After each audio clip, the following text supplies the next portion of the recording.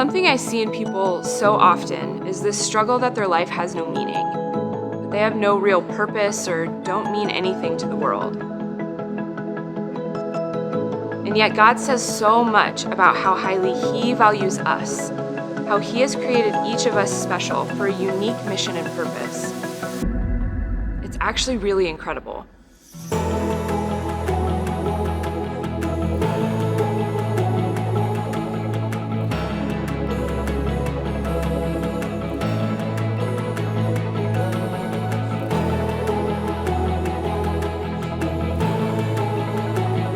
My name is Whitney Pelahowski, and I'm part of the Revolution family, where we know that you matter because God says you matter.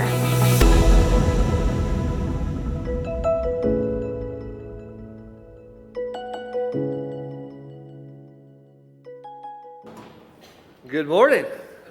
Welcome to Revolution. Again, if you're new, welcome. My name is Nathan. I'm relatively new too. If you've been here for a while, you already know me, but what is going on? It is good to be here, right? We're pumped up for this series.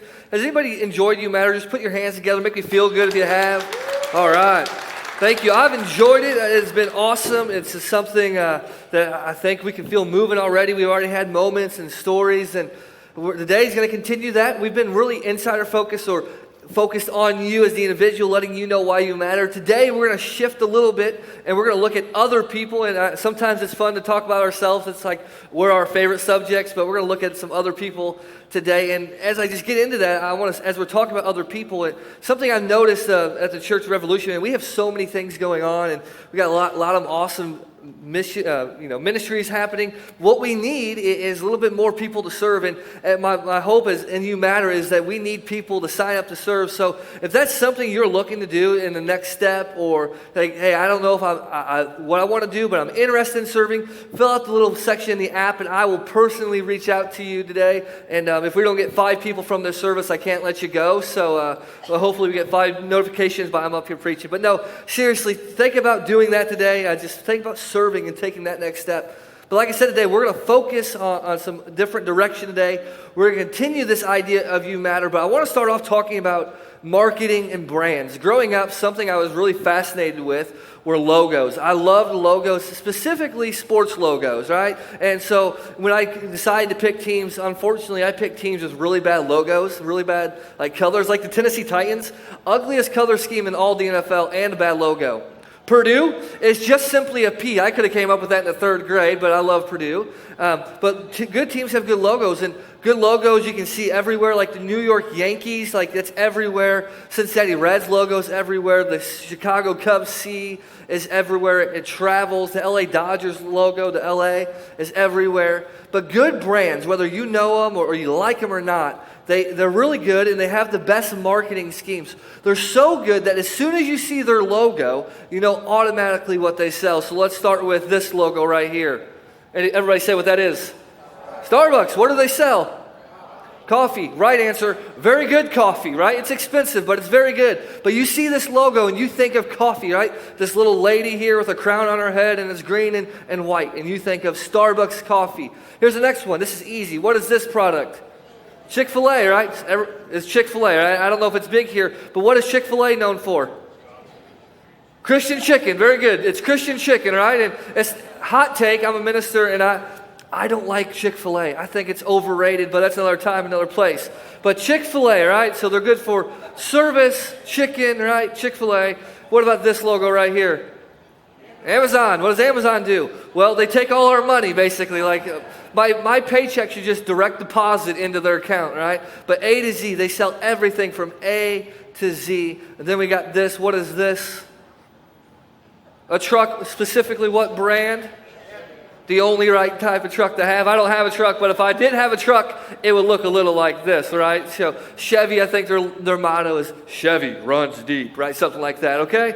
Then we got what? We got this logo. McDonald's. What does McDonald's do? They sell food, fast food. We don't really know what the food's made of, but we all buy it and eat it anyways, right? McDonald's. But you see these logos and you automatically think of something. Well, when Jesus was getting ready to build the church, when Jesus was saying, hey, I'm leaving soon, he had an idea in his mind what people should look at when they look at his church, when they look at his followers. And we said part of that is that when we want to be known for, we want to be a church that people know, hey, you matter because God says you matter. And because you matter, we're going to treat you like you matter. But we also want to be known for, like, if we have a brand, because like people look at this logo, and this is going to be our logo, they think of something, right? And we don't necessarily get to say what they think of, but they think of something. And so when people think of our logo, I said, I want them to think of something. And I don't want to just come up with a good idea, a catchy saying. I want to go straight to the source. I want to go to the words of Jesus. And what did Jesus say that his church should be known for? What his followers should be known for? That revolution 2,000 years after he was alive should be known for when people see these circles, right? These green circles. So let me set a scene for you. Jesus is about to be arrested. So he gathers his guys, he gathers his disciples, his followers, the 12 of them, and this is the last time they'll ever be together. There's Judas, and Judas is going to go betray him, but they're eating at something called the Last Supper. And if you have your Bible, it's John chapter 13, 14, 15, and 16. It's the Last Supper. It's a creative name because it's the last time they're all together. And Jesus starts to tell them some things. He's like, hey, listen, I got to go. I got to leave. I got to fulfill my purpose. I got to go to the cross and die for everybody. That you matter moment. And he tells his disciples, like, when I leave, you can't go with me. And they're freaking out because they're like, hey, we left everything to be with you. And now you're saying you're leaving us? And they're like, yeah, I got to go. I got to go. And where I'm going, you can't go. But he leaves them with some parting words. And as he's saying this, he's like, this is what I want people to see you as. This is what your brand needs to be. In John chapter 13, he says this, a new command I give you, love one another as I have loved you. So you must love one another. And then we get to the next line, it says, by this, by what? By this, everyone will know that you are my disciples. So by this is your brand. This is what's going to set you apart. This is what people are going to know you as. If you love one another. The distinguishing mark is going to be this word right here. Love. If you love one another. So on this last night, he gathers his disciples. He's like, hey, listen, bring it in, bring it in, bring it in. Peter, are you listening, my man? Are you listening? Peter, Matthew, you got me? James, all right? Judas, I know what you're about to do, but are you listening? Are you listening here? I'm about to leave. And I'm no longer going to be with you. And you're still going to be a group of my followers. And when people look at you, there's going to be something that sets you apart. And it may not be what you think. It may not be this deep knowledge. It may not be the way you look. But there's going to be something that you do. There's going to be some way that you live that's going to set everybody apart, set you apart from everybody else. So if he was sitting here today, bring it in. Listen. When people look at you and they think of you, there's going to be something by the way you live. It's not going to be your t-shirt. It's not going to be your Instagram handle. It's not going to be your post that you post. It's going to be something that you do, the action that you take. And it's going to be, by this, how you love one another, how you love other people. Your brand, Peter, James, John, Judas, all of you, listen, your brand is how you love one another. So let's say it in our terms, in this series, we're all about You Matter. Our brand, what we're known for, isn't just You Matter. We want to go further. It's that we treat all, everybody say all. All. That's the key word here. All people like they matter. We treat all people like they matter. We can say, we love all people because they matter. And this is not tricky because all means all. That means every single person. We're going to get to what that looks like in a second. But on the surface, this sounds easy. This sounds like something we should be able to do right away, without hesitation, that we should be the most loving, most caring, nicest people on the earth. Right? It's easy. We can do this. Right? We can treat all people like they matter, right? Can't we? And then we start digging deep. And we realize something. That living this out isn't easy. Living like all people matter isn't easy. It's hard. It's actually very difficult to love people, isn't it? Not just the people you like. Like, it's easy sometimes to love the people you like. Man, it's really hard to love all people. It's really hard for me to love Michael Jordan fans who think he's better than LeBron James. That's hard for me. That's hard, right? Because, they all, never mind, that's another conversation for another time, right? But it's hard. So this week as I was sitting writing, I was like, man, why is it so hard to love people? Because it should be easy, but it isn't. So I was like, let me come up with 5 lists of things. And this isn't a comprehensive list. This is just some things that I see in my own life and I've talked to other people. So here's the list. It's 5, right? Selfishness. This is the idea that we don't live like you matter. It lives like me matter. I matter, I matter, I matter, I matter. And selfishness is like, hey, you did something I don't like. You're driving too slow for me. You're acting the way I don't want you to. You're doing things I don't approve of, right? You're not living the way I want you to. So there's selfishness. Then there's insecurity. Insecurity is maybe the silent killer of love.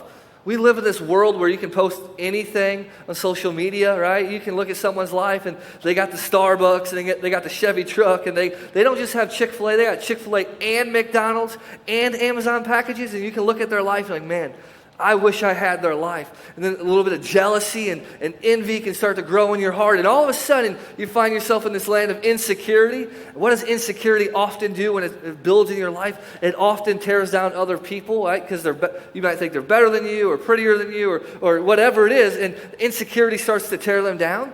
And then there's discomfort. Like the person that you're called to love, they just make you uncomfortable.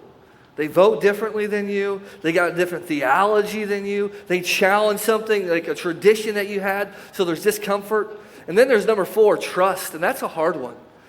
They hurt you. They did something that broke your trust. And in this one, this is the trickiest one. Because sometimes when people hurt you that bad and you have to love them, I'm not saying you have to be in a relationship with them. I'm not saying they have to be part of your life. I just say you got to forgive them, and you can't have hate building in your life because hate tears you apart. So there's those 4. And then I came up with the last one that was I could have just skipped the rest. But difficult people are everywhere. How many of you know a difficult person? Okay, let's see how brave you are. Right? You know somebody, okay. How many of you are sitting next to someone right now that's a difficult person? Yeah, raise your hand. Wouldn't you be pointing right at me, right? We got difficult people, and they're everywhere. And wouldn't it be easier just to love if people just did everything you wanted them to do and acted the way you wanted them to act? Difficult people are everywhere, right? You can forget the other 4. Difficult people are everywhere. Listen, I've been working in church my entire adulthood. Difficult people are everywhere. They're everywhere, right? Everywhere. And we're still called to love these people. So what do I mean by love? Because there's different definitions of love. So I found this definition years ago. I want to share it with you. Love is a decision. It's a decision. See, it's a choice. It's not something you have to do. It's something you choose to do, right? It's something you choose to do. It's a decision to act in the other person, so someone else's best interest. Not your best interest, but their best interest. Even when you don't want to. That's the kicker. It's easy to act in their best interest when you want to, but even when you don't want to. So every time Whitney tells me to put my dirty clothes in the hamper, and every time I say the floor does the job just as well, she has to choose in that moment to love me. Every time you hop on social media and you see somebody say something that you can't stand, you in that moment have to decide. It's a decision. It's a choice you make. It's a choice I make. It's a choice as a church we have to make. We can say you matter. We can wear the bracelets and we can have the t-shirts that are coming in. But it's a decision to act in the other person's best interest, even when you don't want to. And that's hard. Why? Because there's difficult people everywhere. If we could sit here and we could just look at our lives and I could know your stories, there's going to be abuse in this room. Someone hurt you that you trusted. Maybe there's a marriage issue. Someone cheated on you. Someone was unfaithful to you. That hurts. A parent did something. A spouse did something. A Christian who said they were a Christian didn't act very Christ-like to you. It's hard to love those people. And then on top of that, let's be real. There's just people we don't like. You just see their face when they walk through the door. You're like, my goodness, they're here again? I can't stand them. And they're everywhere. Parents, I know you love your kids, but every once in a while, don't they get on your nerves? Spouses, I know you love each other. I know you look cute on the Instagram, Facebook, you got the vacations. But don't they drive you nuts sometimes? Like, man, I've been with this person for a long time. They drive me nuts. It's a decision to love them. Right? It's a coworker who's, like you got a good story and they got a, hey, I went on this vacation. Well, 6 years ago, I went on this vacation. They one-up you all the time, right? And then there's Colts fans and there's Bears fans and there's other fans and they're just difficult to love. And you got to choose to love those people even when you don't want to. But what do you do when you're face-to-face with those people? What do you do when you're face-to-face with a decision to love them? Because the easy thing is to act like they don't matter. And that's the default setting we really have. The easy way is to treat difficult people like they don't matter. But if you're a follower of Jesus, Jesus doesn't give us the option to take the easy way. Matter of fact, I'll be real honest with you. Most of the things that Jesus calls us to do, to step in this new life that he wants to give us and bring us into, it's not easy. Matter of fact, it's often counter to what your natural reaction is. It's often the harder thing to do. It's the right thing, and it'll benefit your life. But it's not the easy thing to do. The easy thing in the situation is to act like difficult people don't matter. But Jesus says, you don't have that choice as you follow me. So let's go back to what he says. And I want to really pay attention to these words. He says, a what command? New. New means something new is coming. A new command I give you, love one another. Is that new? Well, no, you can go back to a book called Deuteronomy, and you can see that has been in there for a long time. Love one another, right? Love one another. That's not new. But here's the new part. I even highlighted it for you. As I have loved you. The standard was he just raised the standard, right? He's like, not just how you want to love. Not just loving the people you love. Because the standard back then was love the Lord your God with all your heart, all your mind, and all your soul, and all your strength. Love God, and love your neighbor as yourself. But it got a little sticky because they thought the neighbor was someone they liked. Just the only person they liked, someone that dressed like them, act like them, voted like them, looked like them. Jesus comes onto the scene and says, no.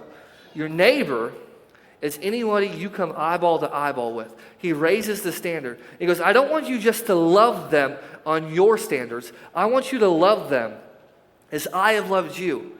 And as you love people the way I have loved you, then they're going to know you are my disciples. That's the standard. That's what's going to distinguish you from everybody else. Here's what he's saying. It's so simple. When it comes to love, you are to take your cue from me. And I imagine he looks at Matthew, one of his disciples, like, hey, Matthew, remember when you were a tax collector and everybody hated you? Peter didn't even want to be with you. The other disciples didn't want me to bring you into our group, but I did. Yeah, I want you to go love like that. Hey, Peter, remember, man, you remember when you were just a fisherman and you were living like this ordinary, normal life? And I said, hey, follow me, and you followed me. And then eventually I said, hey, Peter, you, this ordinary man, you know what? I'm going to build my church on you. I want you to go love like that. Hey, do you guys remember when we were walking and we came into Jerusalem and we walked through the sheep gate and then we walked to this pool, and at this pool were all these people who were sick, all these people that wanted to get healed, and I walked up to this man who'd been laying there for 38 years and I said, get well. That's how I want you to go love. Hey, remember that all these dinners that we had and all this time we spent with the people, the tax collectors and the other sinners and all the religious people that got upset at me, but I wanted to eat with them anyways? That's how I want you to go love. Because I want you to take your cue from me. So if there's going to be anything that sets us apart, it's going to be how we love other people. I know it sounds simple. I know you've heard it 1,000 times. But if we really want to make a difference, if we really are serious about treating people like they matter, if we're really serious, not just filling these seats with people because it's something exciting going on here, but if we're serious about filling these seats with people who are ready to get their life changed by Jesus, it's going to start by how we love people. And I think what happens is we get that mixed up sometimes. So if you would, imagine with me maybe you're younger, going to church for the first time, maybe you're starting the church new, and a lot of churches do this. They kind of operate like this. Don't do this, don't do this, don't do this, don't, and they kind of hit you over a hammer with a don't, right? Don't do this, don't do this, don't do this. And you're taught at a young age, like, hey, your number one thing is to make sure you're right with God. So stop sinning and get right with God. Stop sinning and get right with God. And you need to stop sinning, and you need to change your life, but it's like get right with God. It's something called vertical morality. And vertical morality is just a fancy way of saying it assumes that God's primary concern is how our favor affects him. So all we got to do is what he says to do, and we're good. right? And so vertical morality, it's up and down. It's loving Lord your God with all your heart, all your mind, and your soul. And we're taught that. But what we never get taught, and I don't know why this, but we never get taught this, the next part, what Jesus said. Yes, you have to love God and be right with God. But that love with God, once you understand that love, once you understand that you matter, it should lead you to something called horizontal morality, meaning how you treat and love others. How you love and treat others. That you love God, and because you've been so loved by God, it affects not just what you do with God, but it affects how you love other people. You've been transformed by the love from God, what we've been talking about for the last 3 weeks, that it leads you to love other people. Matter of fact, the Bible will go so far to say, if you don't love others, you don't actually know God. It will say that you hate. If you hate your brother, most of us are like, well, I don't hate anybody, but you'll say, well, I just don't like difficult people, so I can't love them. But this horizontal morality, it's this double package. It forms like you're transformed, and then you live it out. That's what Jesus is calling us to. And that is the standard. He goes, that is what people will see.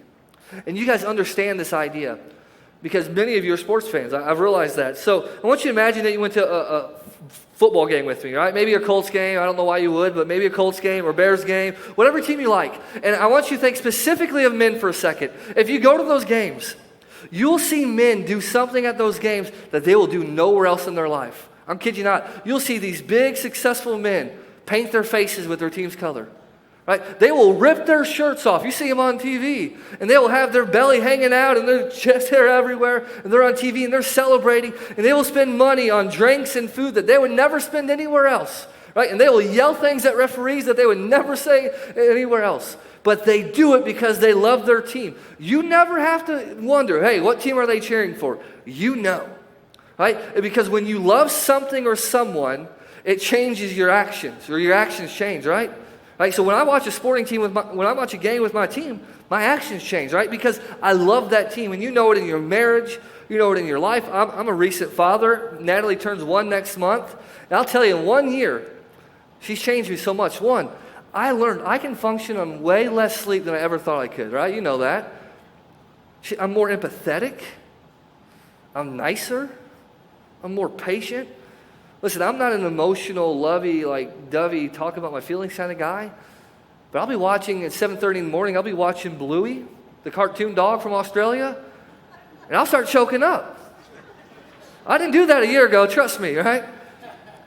And because I love her, it's changed how I live. And with this horizontal and vertical morality, what Jesus is trying to get at, he's like, listen, guys, you know me. You've been with me. And because you know me, you should be transformed by my love. And you should love others the way I have loved you. And what he says is simple. You will love others like I have loved you. He goes, that's the brand. It's that simple. And this is so huge because he could have said anything. This is the Last Supper. He could have said whatever he wanted. He could have said, hey, if you know all the books of the Bible. He could have said, if you go to church this many times a week. He could have said, if you give this much. He could have said, if you know this much or this much. He could have said anything he wanted. And all those things are important. But he says, this is the thing that makes you different. Your love.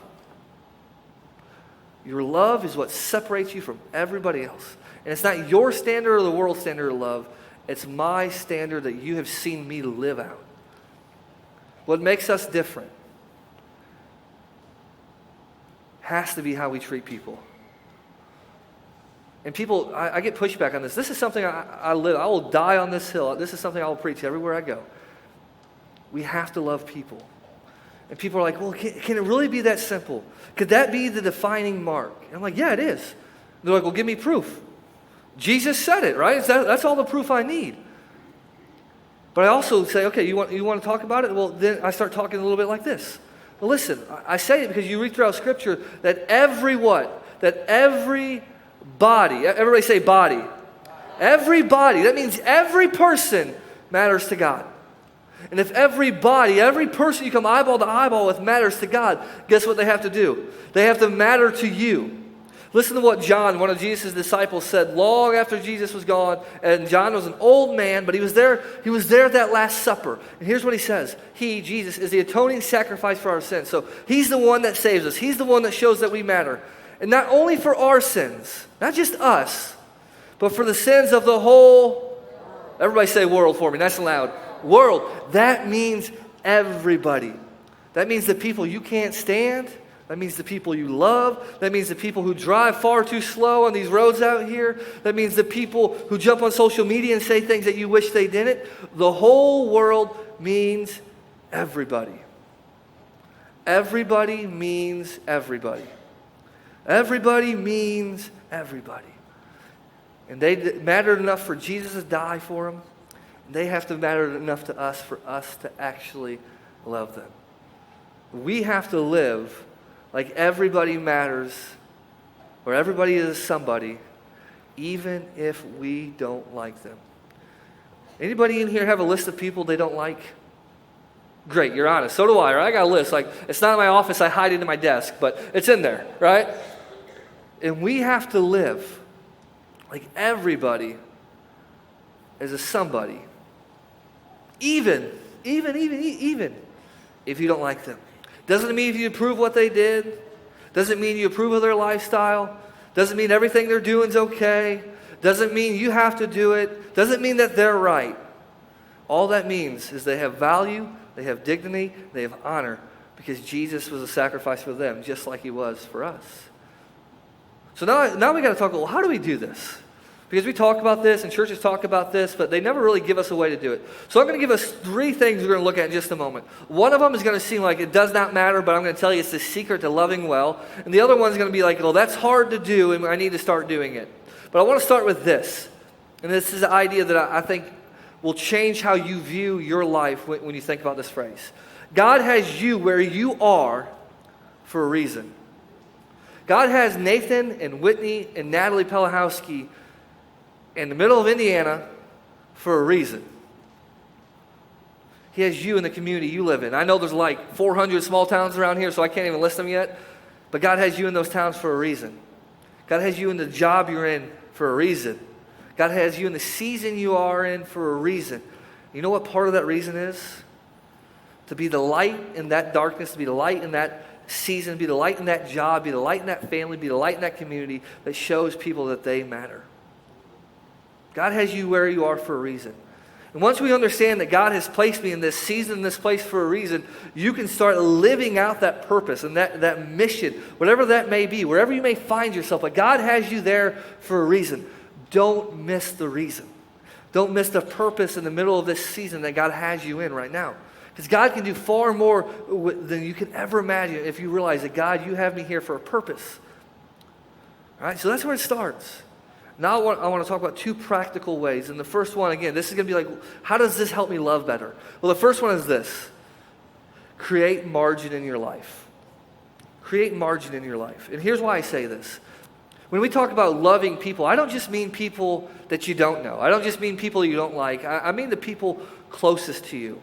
I'm a big believer of this. If you can't love your family well, if you can't love the people in your closest circle, the people, maybe not blood family, but your family, you get what I'm saying, the closest people to you, you probably can't love others well.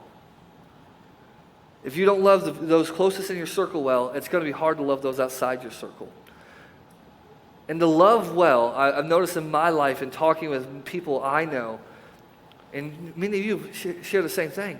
To love well, I need to create margin in my life. Well, what is margin? Margin is breathing room in your schedule. How many of you are busy? Come on, raise your hand. That's like the go-to answer if you see somebody, hey, how you doing, man? Like, I'm busy, bro. Or how you doing? Hey, I'm busy. Like, everybody's like, I'm busy. Our lives are so packed, and so are mine.